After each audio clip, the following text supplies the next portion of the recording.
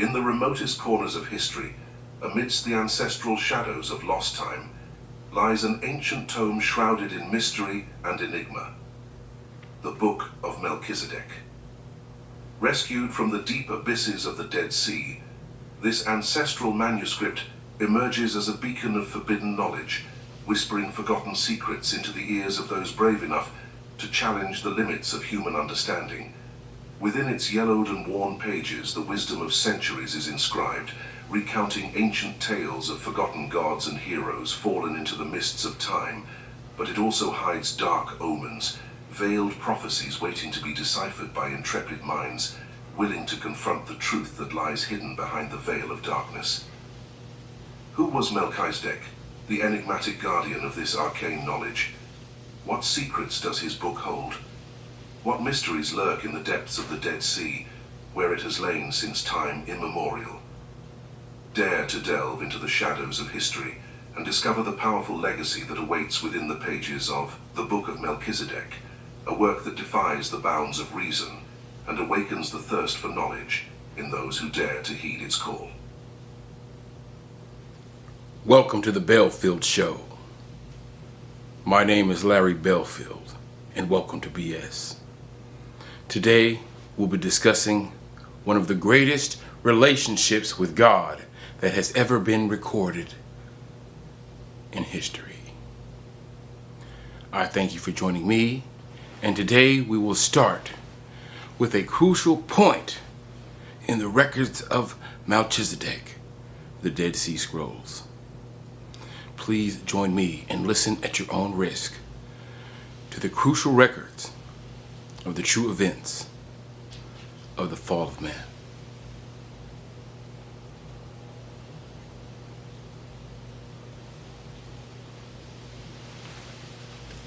Totally forgetting the danger of a possible ambush, green meadows accompanied by the animals, seeming to commemorate the great conquest. Feeling safe in their paradise, totally forgetting the danger of a possible ambush, Satan, who was closely observing the couple, sensed that his opportunity was approaching. He invisibly drew near to paradise and waited for the perfect moment to lay his ambush. Unaware of the enemy's presence, the couple continued in their carefree joy, playing with the animals. In Satan's deranged face, a malicious smile appeared as he observed the couple's negligence. In their exaltation, they had disregarded the messenger's final recommendation not to separate from each other. The cunning enemy, wasting no time, took possession of a serpent, the most beautiful in paradise, and gracefully brought it near Eve, who was sitting in the grass playing with the animals. She perceived the presence of the alluring serpent, whose body reflected the colors of the rainbow. Admiring to see it picking flowers and fruits from the garden, she gratefully took it into her arms to show affection. Having won the woman's affection, Satan, in his craftiness, led her near the tree of the knowledge of good and evil. Without her realizing the danger, he accompanied the serpent to the tree of the trial, now hiding the enemy in his arms, caressing it, and speaking words of love, with the gleam of seduction in his eyes. The serpent began to speak, its words filled with wisdom and tenderness, and its voice was like that of an angel. She could hardly believe what she saw in its eyes. Her joy became immense at having such a fantastic creature in her arms. Then they began to talk about many things: love, the beauties of the garden, the power of the Creator. Eve, amazed by the serpent's vast knowledge, which spoke with mastery on any subject, full of curiosity, asked where the source of its great knowledge was. Confused, she asked the serpent, "Where is the source of your great knowledge? Tell me, for I also want to possess it." Then, without wasting time, Satan, pointing to the tree of the knowledge of good and evil, replied, "And there is the source of all my knowledge." Then he told her a lying story, claiming that he was a serpent like the others, eating the fruits of paradise. One day, by tasting this forbidden fruit, he had received, as if by enchantment, all virtues. Looking towards the tree of the knowledge of good and evil, Eve was astonished and confused. Could God, in his love, deprive his creatures of such goodness? Seeing her surprise, Satan asked disdainfully, "Did God not say that you may eat from all the trees of the garden?" Anxiously she replied, "Of the fruit of the trees of the garden we may eat, but of the fruit of the tree which is in the midst of the garden, God hath said, Ye shall not eat of it, neither shall ye touch it, lest ye die." The serpent disdainfully said, "That's not true, otherwise you would be dead. Indeed, the Lord has forbidden you to eat from this tree to prevent you from becoming like him." Knowing all things, the seductive words of the serpent caused confusion in Eve's mind, which held the memory of the Creator's command and his sentence, but at the same time, she had before her tangible evidence that contradicted these memories. Dazed, she began to doubt the character of the Eternal. Thus, in a challenge, the serpent took the fruits of the forbidden tree and began to savor them, placing a fruit in the woman's hands and telling her to eat. "No," said the Eternal, "if anyone touches this fruit, they shall die." A total silence reigned in the universe. On every inhabited planet, the sons of light watched helplessly this distressing scene. Their future was at stake. In Jerusalem there was great agitation. Mighty angels appeared before the Creator, asking permission to unmask the cowardly enemy hidden in this serpent. However, the Eternal forbade them to do so. If the use of force was the solution, he would have already applied it. They had to respect the free will granted to man. The sons of light suffered greatly, seeing the woman doubt him who had generously given them life and the opportunity to reign in this paradise. Adam, with the firm hope of securing the cherished victory, rushed in his haste. He saw his beloved sitting near the tree doing something dangerous. An awful feeling engulfed him, once again remembering the warnings received, but he tried to push that aside, thinking he would reach his wife before anything happened to her. Eve wavered in her conviction as she contemplated the fruit in her hands. For a moment, the future seemed dark and terrifying to her, but she overcame this feeling, thinking of the glories she would conquer by eating this fruit. Still undecided, she slowly raised her hands to touch the fruit with her lips. The subjects of the kingdom of light trembled, leaning with great terror. It seemed almost impossible at that moment for the woman to turn back. As the faithful wondered if there was any possible hope, they saw, with horror, Eve's terrible decision.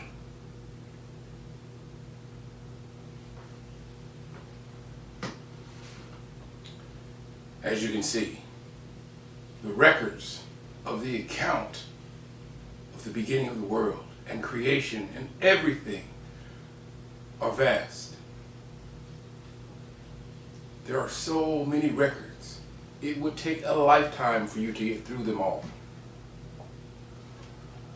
The truth is, in order to get the truth of the Word of God to you, you must push all of this aside. Much must be pushed aside in order to get the point across. There is full access to all the records of all the Word of God. It is merely waiting for you to ask, and it will be given. Tonight, we study one of the most greatest relationships known to man, the records of Abraham.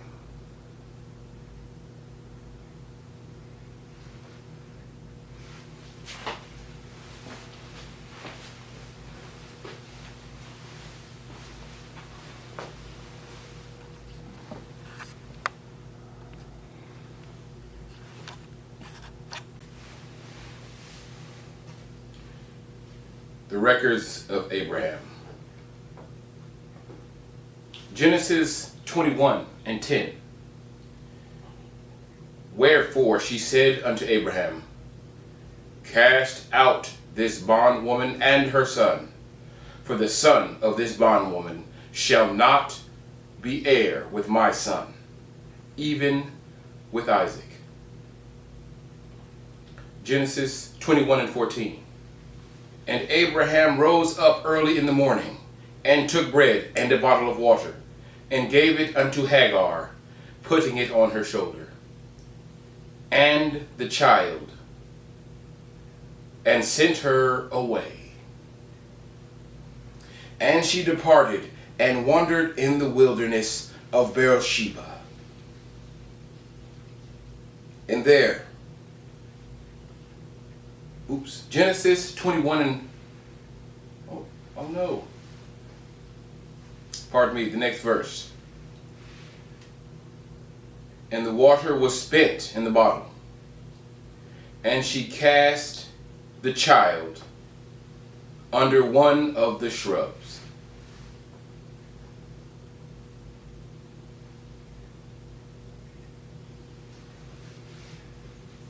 This is a relationship with the Lord. Most would think that Abraham is crazy, right? First, he abandons his wife when they enter Egypt, to the point where she was married to the Pharaoh, as we remembered in season 1. The only way he gets her back is because God speaks directly with the Pharaoh and told him to return Abraham's wife. Now, we all know about the sacrifice, but do you know why? It has a great deal to do with Abraham's whole life. If you look at these bad points and never look within, you'll miss the greatest man who ever stood on the face of the earth. This man that knows his environment. He had the foresight to evade grievance and evil in his world. He gives up. However, before he does anything, he interrogates the Lord, past the point of absurd. Once God himself came to see Abraham, he and 2 angels, and Abraham recognized him and asked him to stay and eat. God said, okay, and dwelt with Abraham for a while. When Abraham asked him what was he doing, he said that he was about to destroy Sodom and Gomorrah and the cities of the plain. Most people pray to God. Abraham pleads with God for anyone's sake. He pleaded with God there, saying that, will the Lord destroy the righteous alongside the wicked? And he has to come back to God 5 times, saying that if he found 50 righteous men in the city, would he save it? God said, okay. Then Abraham came right back and asked, well, how about 45? God said, okay. But then Abraham came back. Okay, how about 30? Or how about 20? Okay, it's 20 men that are good. Would you save the whole city? He said, if then you find 20 men that are good, I will save this whole city full of people if you can find 20 righteous men in it. And then Abraham came back to God and said, okay, how about 10? Then God destroyed Sodom and Gomorrah. But not before he let the one righteous man out first. Now there was a man in Sodom, Lot. The 2 angels that came with God to visit Abraham went down into the plains, into the city, into Sodom and Gomorrah to visit Lot. And on their way there, they were literally mobbed by men trying to, have, what would say be sexual fornication. But it doesn't have the same gravitas. Now you see, these 2 men up here, they may have an intimate relationship. You see, they're companions. Sometimes they go out to eat, and after dinner, they're walking home, and, the stars are out at night, and, they might find a corner, or, in a city, and they say, and, they might show affection to one another and give love to one another. Now, see, that's gay. That's homosexual. What we have here in Sodom and Gomorrah is a hot mess. There is a group of men hunting down angels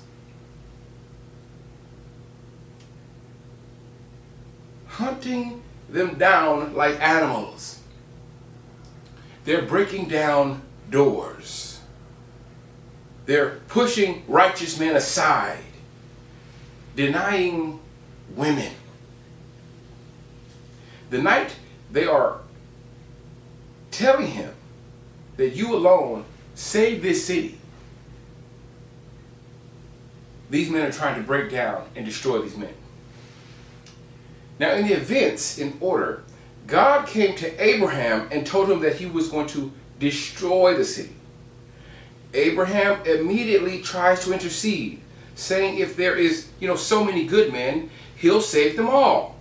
However, Abraham has to keep reducing the number because he can't find any good men but one. Instead of destruction, God sends his angels down to the city directly to Lot. This means he was probably not going to destroy you. But the behavior of the people when the angels got there proved to God that this city was way too evil. Now, before you side with God, understand that village lifestyle sometimes dictate that, we love in mass. People that dwell in forests sometimes believe that we need to have babies every single year. And mating in a specific season all at once. So living this way isn't the problem. See, when you have a place like this, where any and everybody that comes gets jumped and sexualized by several individuals, you're ensuring that everybody has the same disease. See, what if you're a family man and you just came to visit? See, now you're going to take that back home and spread it around, or you're going to get leprosy and you can't have a sexual life at all. See, this is the beginning of one city falling, then snowballing. However, the situation is far worse than we discovered last season. See, in that mass migration is deadly. But what we thought was one city after the other, the record shows that it is far more grim than we realize. It shows that one fallen city actually perpetuates it out to all the surrounding cities. Not one after the other, but every city that is in contact with that city gets infected. Then every city that's in contact with those cities get infected, spreading just like a virus. Human beings would never have the knowledge or understanding to be able to stop or fix such a huge problem.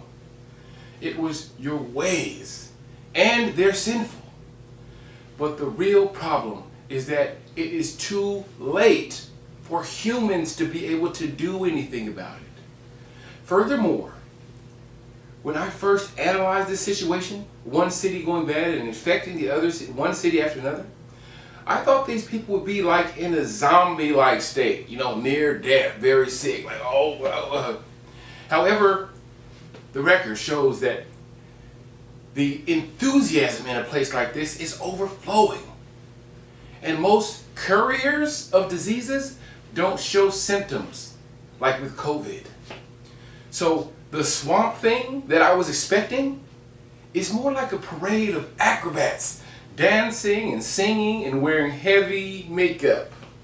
These people must look like a dream come true. They've got special tricks and party drugs. Look, he throws a baton up there and catches it between his cheeks. I mean, it's pure craziness. And no one has the power to stop them.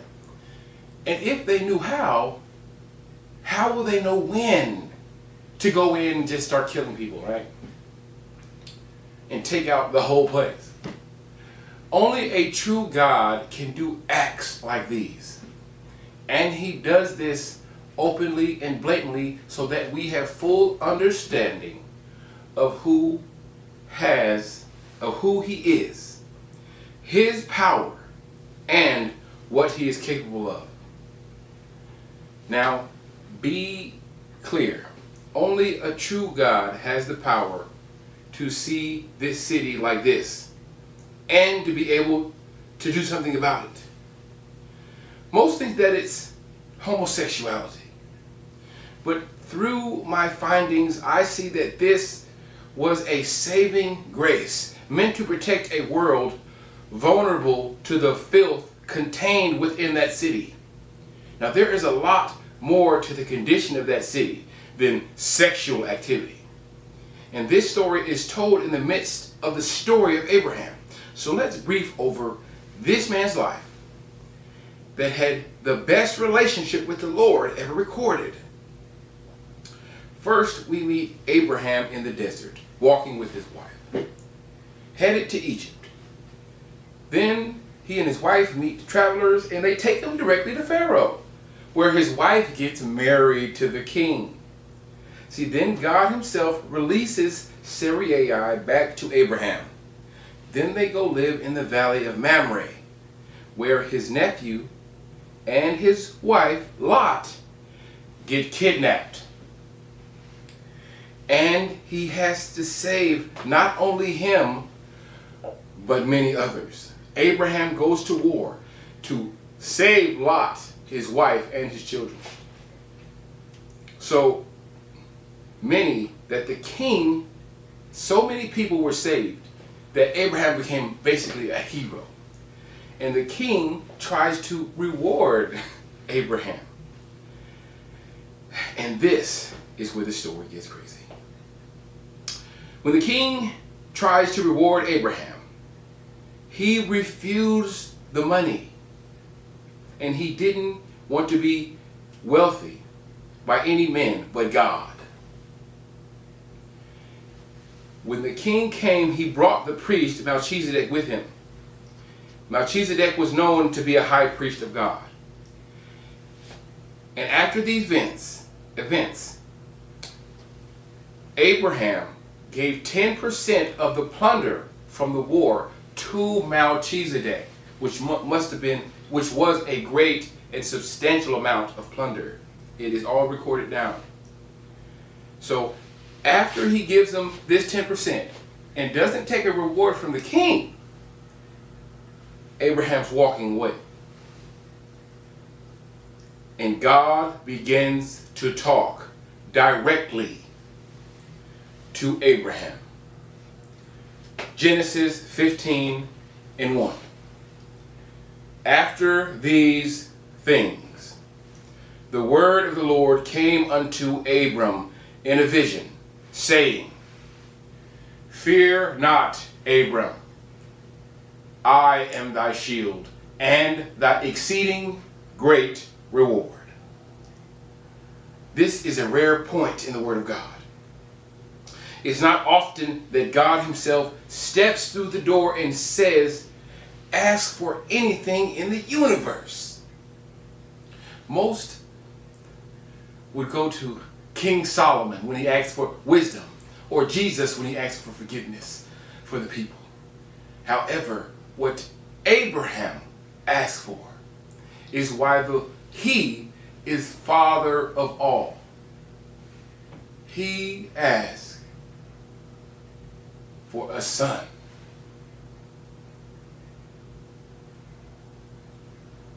For he had no children.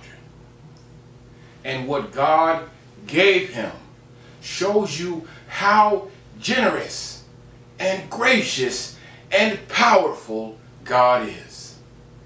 And that he always keeps his promise. God promised Abraham so many sons that the sky won't be able to count them, and the ocean won't be able to contain them. Most think that it was God's plan to always make a nation of Abraham. However, these records state that God just gave him what he wanted. However, 10 years later, and no babies, his wife tried, but it failed.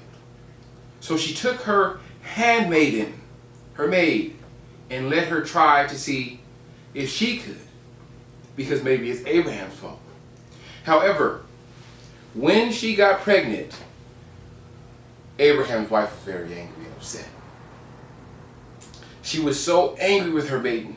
So angry she became forceful and she became bigoted that the maiden left and ran away.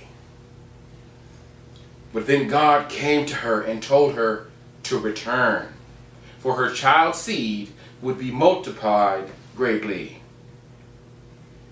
Ishmael. Then Abraham goes through Sodom and Lot's situation, where he has to fight an army to rescue his family. And by the time Abraham was 99, that's when Sodom and Gomorrah was destroyed. And here he was promised a child with he and Sarai. Now after the events of Sodom and Lot and his family escaped by the hand of God. Now, this is Lot. After hiding in a cave, Lot got away. They were hiding in a cave with Lot and his daughters. If you heard about his wife turned back to the city and turned into a pillar of salt. So now he and his wife are hiding. He and his daughters, are hiding. They were afraid to see any people because all of the people of the plain got destroyed except them. So they hid so long that they feared that their daughters feared that they were never ever going to have babies or get pregnant. So much so that they took a very ultimate risk, a great risk. And just so that they would have children, they got their father very, very drunk and laid with him so that they could bear children. And this is where you get the tribe of Moab and Benjamin. The older sister made the Moabites, and the younger sister made the Benjamites. This is the beginning of the line of one of the greatest kings that ever walked the face of the earth. These are the lives and times of Abraham. Abraham leaves the area and reaches a new plain where Sarah was married to king and then she had a child named Isaac, and that's when Hagar was thrown out.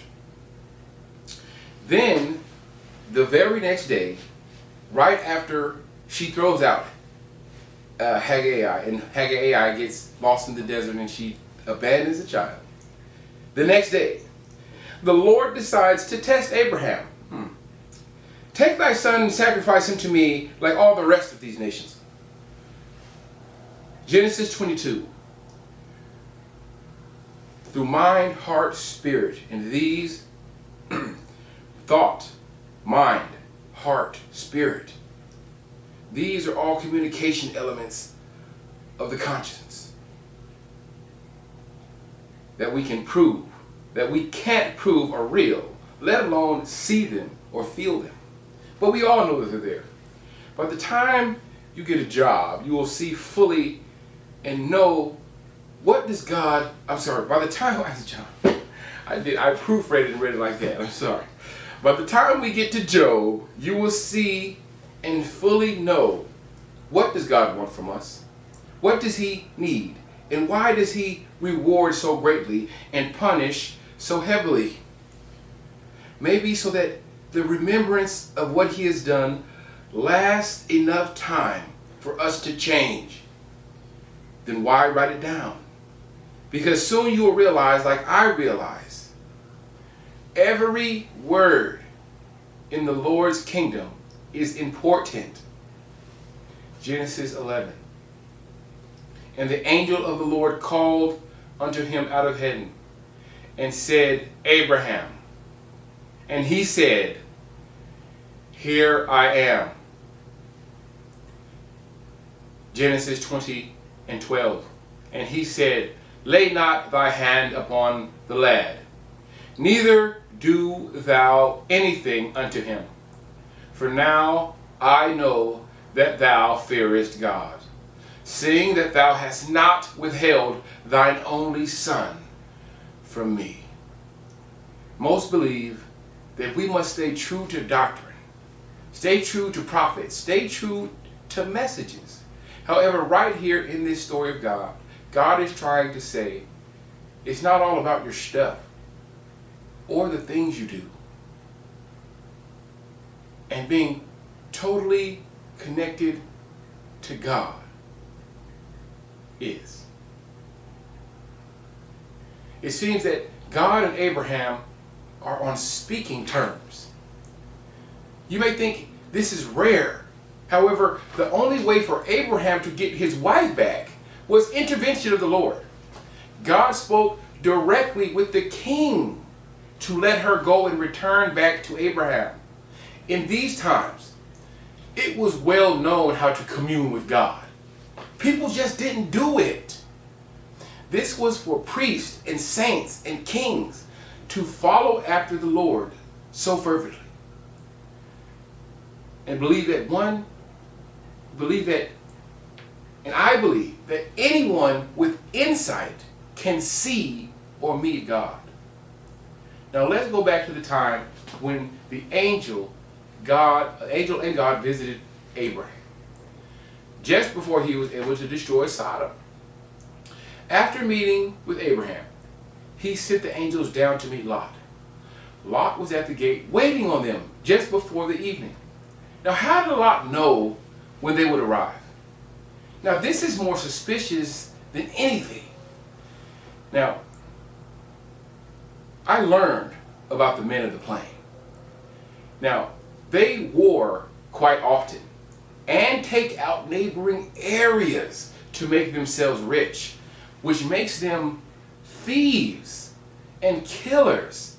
Not the soft and affectionate men that we were all trained to believe. See, these men were bold, battle-hardened men that seen some stranger come into their town, and someone meets them as if they knew they were coming. See? And they go with that man. Hold on. But that man is the only man that don't do what we do. You see, we rape, we plunder, we pillage. Lot's a farmer. See, we be out killing and stealing all day, breaking down these societies. And where's Lot at? He's at the gate selling fresh fruit and bread with his kids. Making a killing, I bet. Right? Now, but Lot was the talk of the town. And I bet he got a lot of tips as well. However, on the contrary, to see two strange men that we don't know who they are, where they come from, meet Lot, who we don't know, and he don't do what we do. And they met him at a specific time, and they went directly to his house. Now, I could imagine somebody's boss is going to want to check that out. Hold on. Just to be safe, go see who they are, what they up to, right? Because they may be trying to check us out to see what we got. See, and in the verses as written, you can see that sex was the furthest thing for their mind. See, Lot offered his 2 young daughters, but when he did, they told him immediately to be silent. Now, I thought that was a chant for shut the hell up. You know what I'm saying? I thought that was slang where you may be able to shut the hell up. I've only heard a king say something like, be silent. And there was always an or else you'll lose your head vibe, you feel me? Furthermore, I think that God's intent, we know that God's intent for their home, you feel me? They understood how God felt about them. I think they all knew that they were in danger for their lives. You see, in the East, the world is like one big island. For all of history, God has come in and out of our presence many times. We know for certain that God takes his presence from us because of us. And he will return when we are right. He never really leaves us. He just chooses not to guide us. When we get too far away from him and his ways, what most in the West don't understand is that this continent is God's promise. For thousands of years, we have been cultivated by the Word. We don't know how old the world is, but we do have some approximation of when our story began. And when he began, man knew how to take over, uproot, and destroy.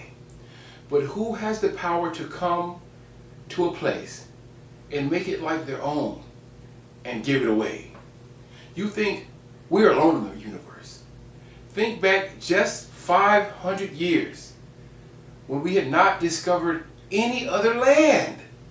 Those people then thought we are alone on the planet. After thousands of years, we found a people that were dressed like Adam and Eve. And after a few hundred years, there is a massive rush of invention and exploration. In the last 100 years, we have achieved the car, the internal combustion engine, the camera, the powered ship, electricity. There has been a massive surge in intelligence and invention. Once you have a true connection with God, He provides a way, more than you need, and overabundance. Just in the past 20 years, there is an overabundance of electrical devices. In these times, most would say God is with us. So now, we are in the most prominent point of our religion. Abraham has one crazy life. First, we meet him while he was with his wife, when his wife was stripped away, sold to the king. Then he has a son by his wife's handmaid, which has to shun when his real wife gets pregnant. Then his nephew is kidnapped by a city of people that he has to fight to get them back. After that, God destroys all of those planes, which may have been some of Abraham's friends. See, Lot was there. Why wasn't any of his other friends there? Now, after all of that, God says, let's test Abraham. Now, we know the whole story, but most still don't know fully why God did this. Now, after reading the Bible completely, I found a key that is hard to find. When God is talking to a person, pay close attention to that person. Most want to know, what is God thinking? What is God doing? Believe me, whatever is going on in this person's mind, his heart is going through, and what his mind and heart is going through, and whatever they say, this is what God thinks and feels. Regarding this story, reading this story alone, we're very scared of God that can ask this, right? We're scared of a God that can ask this of us, to sacrifice. However, after last season, we found that child sacrificing is more commonplace than eating out on Saturday night. And everyone was doing this because they wanted to have a good harvest or a better chance in life. Most are waiting and wanting their God to ask for this. They would be overjoyed to give God their seed. Now, to lament, a passionate expression of grief or sorrow, to wail, to moan, to groan, to weep, to sob, keening, howling, complaining, germade, elation, grief. What is the reason this happened? How could God ask for this? How could He demand this? And why? The better question, why would you give this? Why would you give such a thing? Maybe because God can throw you into an everlasting fire or extinguish your entire family. There are many reasons to fear God. No matter the reasons, you obey Him, right? So God told Abraham to go, and he got up early in the morning and went to sacrifice his son. with no protest. The Bible doesn't say that Abraham protested. However, the place where God told Abraham to do this was 3 days away. And there is no record of that walk, there or back. That is 6 days of the record being missing record. And remember, when God said he was going to destroy all of the evil cities, Abraham asked God again and again and again and again to save that city for one person. And God agreed. And at the point of his sacrifice, right when he was about to sacrifice his son, a ram shows up.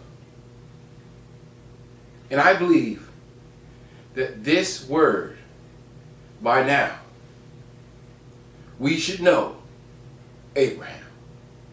And if we know Abraham, he is a praying man.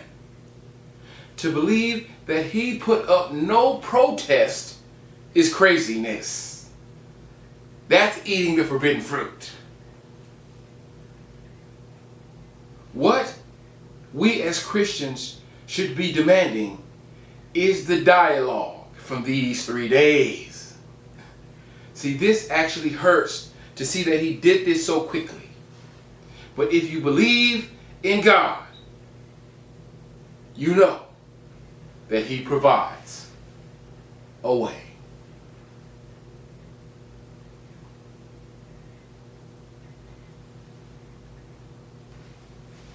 Thank you guys for joining me. On our next episode, we will finish these records of Melchizedek. Relieved, Adam smiled again, responding to his companion's affections, indulging in the sweetest emotions. Unaware that it was the enemy enveloping her in his enchanting arms, Adam became lost in this enchanting moment. Eve then began to talk about her experience with the tree of the knowledge of good and evil. She spoke of the treasures of wisdom that had been revealed to her in her new kingdom. She would live very happily, but this felicity would be incomplete without her husband's participation. She spoke of the impossibility of turning back and insisted that he follow her.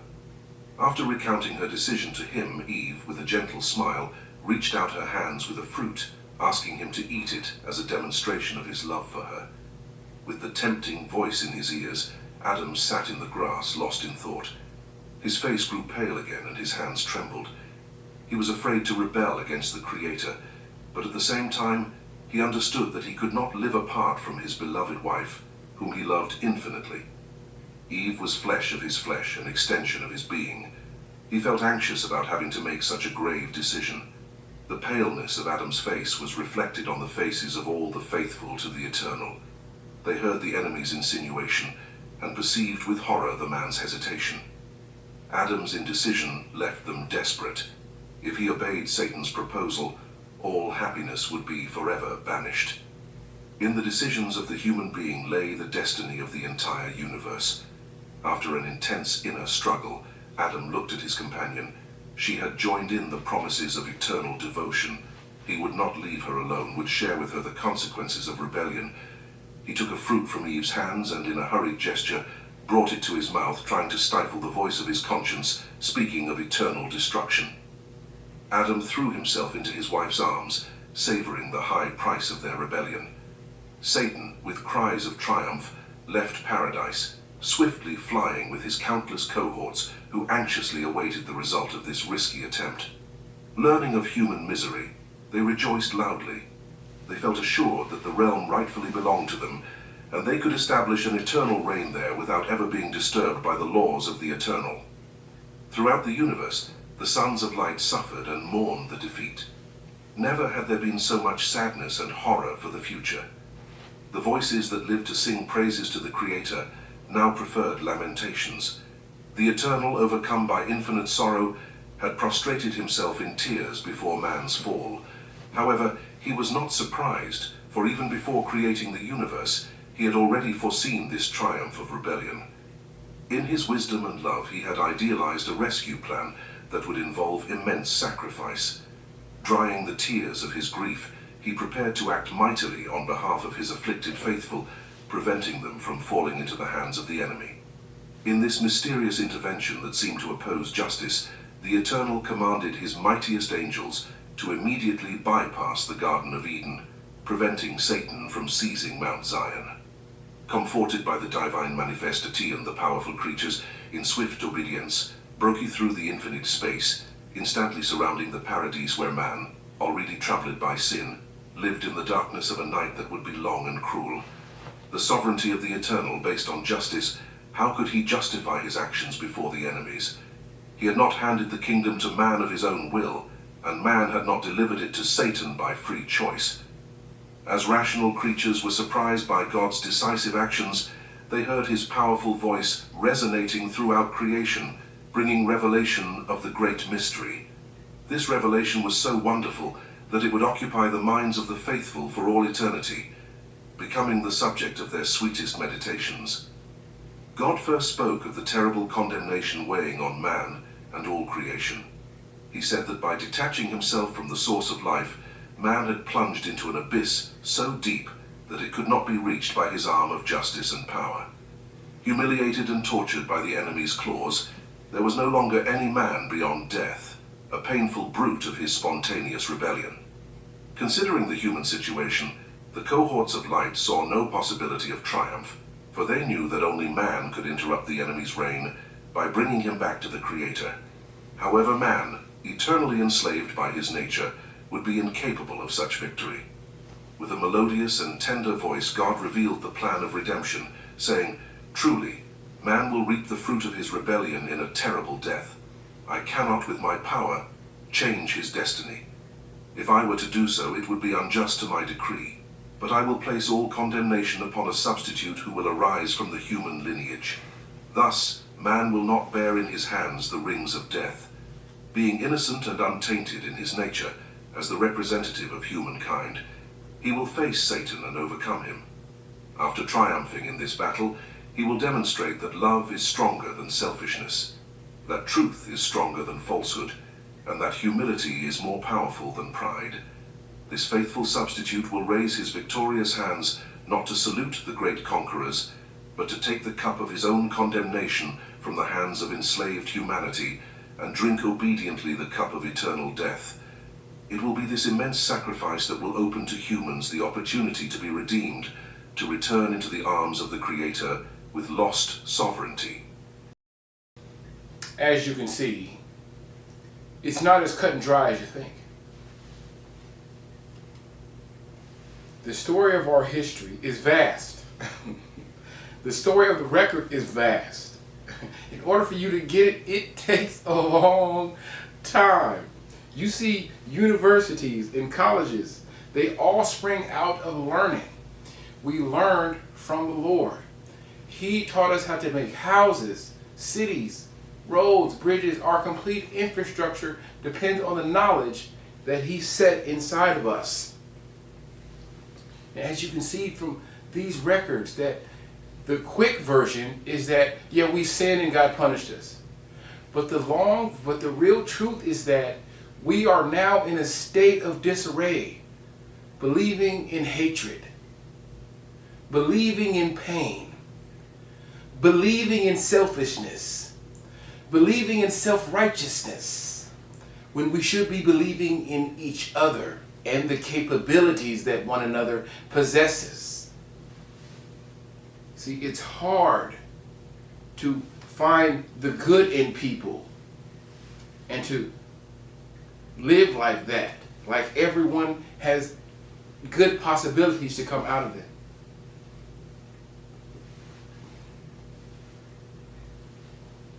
You see, the true story of Adam and Eve is, please, please, please stay near God, even though you have guilt, even though you have pain, even though you have shame. God is still the answer. now that we have gone through the life and times of Abraham, and you have a more clear understanding that the creation story and the story of Adam and Eve is much longer than Genesis.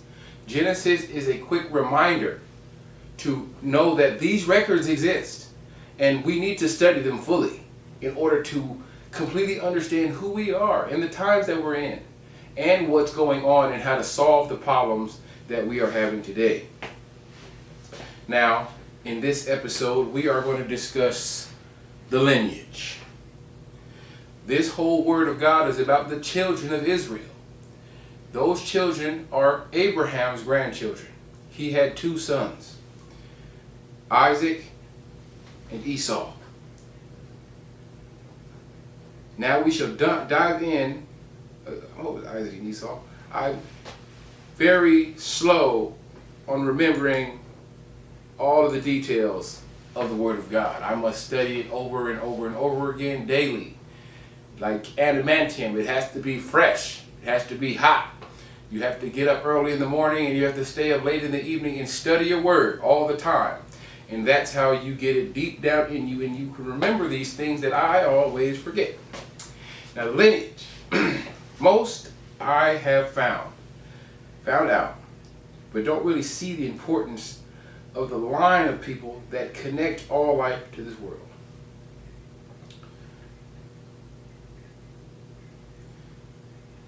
So let's dive into the beginning of the line of Israel. So it starts close to where Abram ends. So Abraham's wife told him to kick out Hagar and his son because she did not want Hagar's son to have the right over her son. So she is so sad and grieved that she threw away her child. God himself told her to keep the child, and himself provided a way. And he himself, God himself told her to keep the child and to still protect him, and he himself provided a way for her to survive. The very next story is God asked Abraham to sacrifice his son, the one that he kept. The word skips over the 3-day journey and the 3-day journey back to kill the child. But the very next story is Abraham looking for a tomb to bury the people of his house. See, he has so many people. His line got so long that now he needs a burial site in order for the family to be buried properly.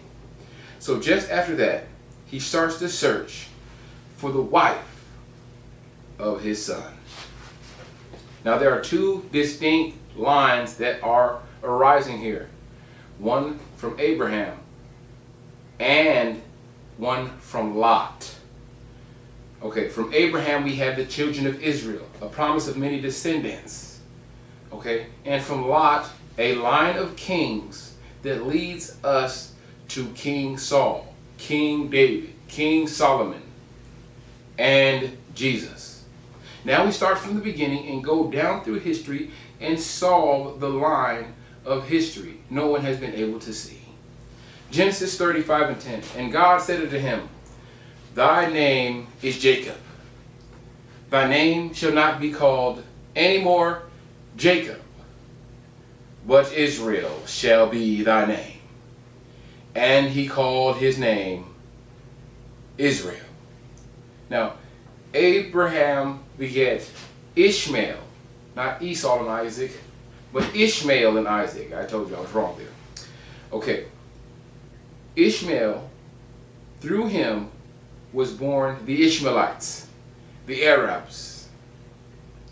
Isaac, and through Isaac was born Jacob and Esau. And through Esau came the Edomites. This is better explained through graphics and mesmerizing editing.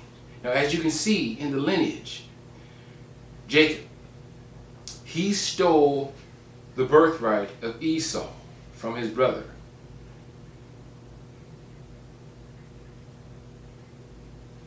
he stole the birthright of Esau from his father, Isaac.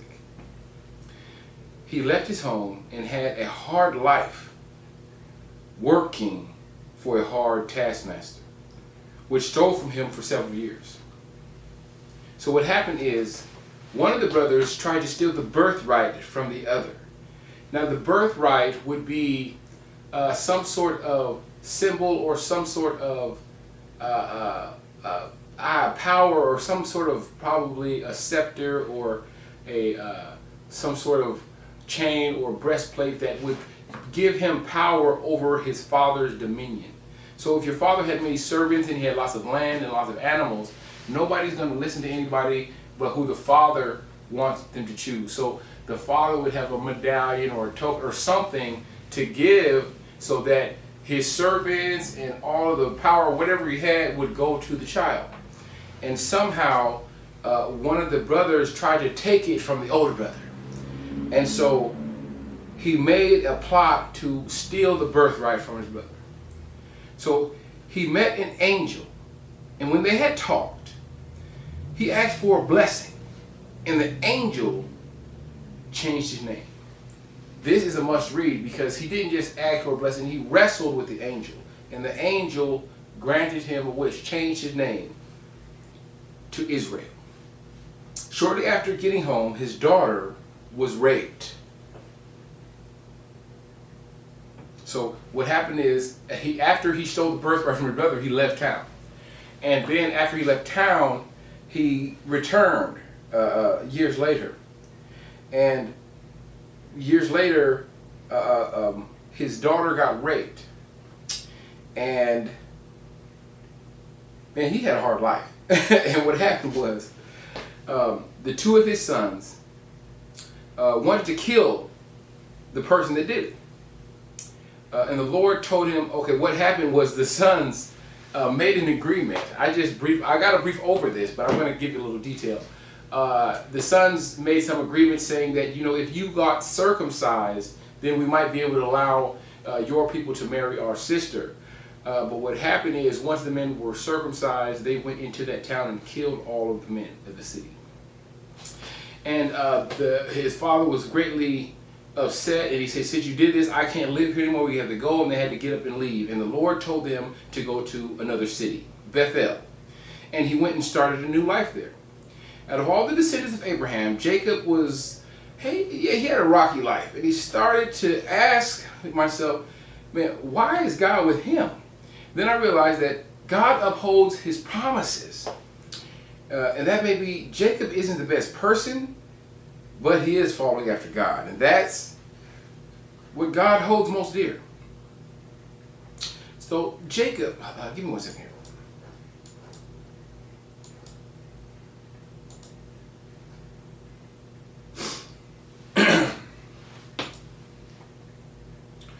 Though Jacob was born, the 12 sons which became the 12 tribes.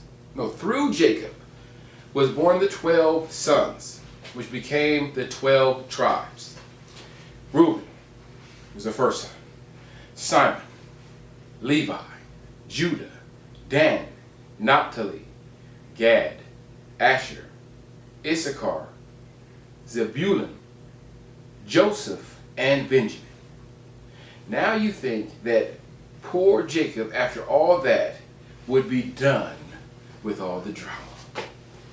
However, this is one of the greatest stories ever told. I would tell you all about the great stories of triumph, but there are so many renditions and so many films and so many books and so many stories that we are all together going to dive into a film of one of the greatest stories ever to be told. The story of Joseph. Now I'll be adding in a link, bing bing, right here, if I can get my editing and my stuff together. But I'm probably just going to add it into the description, link in the description. So the gist is so underwhelming. You feel me? If I just sum it up, it's not as good as if we're going to sit down. This is our first movie together this season. Is the story of Jacob. We're going to get in here. The records of Melchizedek yesterday. We didn't do those yet, but you're going to have to do those, the Dead Sea Scrolls, at your own risk. That's the story of the Anunnaki. That's all at your own risk. Sorry. So, this is going to be our first one, the story of Jacob. So Jacob's sons are so jealous of their father's relationship with their father. There's the relationship between their father and Joseph. Then they plotted against Joseph by planning to kill him. So what they do is they subdue him, and they tie him up and they throw him down a well, and they plan to starve him down there. However, they come up with a better idea. To make money off of their brother, they saw a money changer come up, so they sold him into slavery. They dipped his special garments, which his father made for him. He made him a coat of many colors. And they took it and poured blood on it. Then gave it to his father and told his father that he died. A lion had eaten him. Through this hatred and pain, Joseph made it to be second in charge over all of Israel. This trial by faith shows the incredible story of how this family line became so prominent to the entire world. We have the Greek record, the ancient Asian record. However, this record has been lost several times due to fighting evil God. These people have been lost, yet due to God's always keeping his promise, he will bring you back and always give you a chance to get back in his grace. However, 300 years later, all is lost again. The children of Israel, the descendants of the 12 sons, are all in bondage. Thank you for joining me on this week's show. I'd like to thank you. I would ask you to like, subscribe, share, post, and comment. Once again, you guys, I thank you for joining me on BS, the records of Melchizedek. Hey, God loves us. He don't hate us. Come on, man. He wants us to be good and pure and right. He knew that you would feel and think this way. That's what the whole plan of the Word of God, the sacrifice of Jesus, and the bringing back of the Word to the people through Moses is all about. There's so much, and there's so many records, and it's so vast, it will take you a literal lifetime, to cross the Word. Let's get started. Thank you guys, and see you next week.